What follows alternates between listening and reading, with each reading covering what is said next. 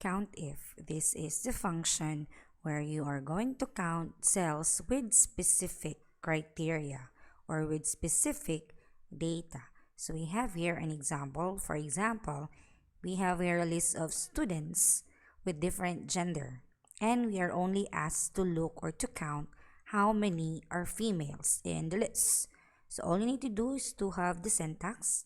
Start with the equal sign, the word COUNTIF, open parentheses, and then highlight your first range where the criteria is located. So since we're looking for female, we will highlight the column under the gender. Okay?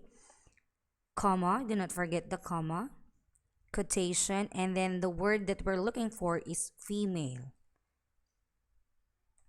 And then another quotation, comma, and close parenthesis, enter. So there we have it. We have 4 female. Let's try to check. 1, 2, 3, and 4. Now I will repeat.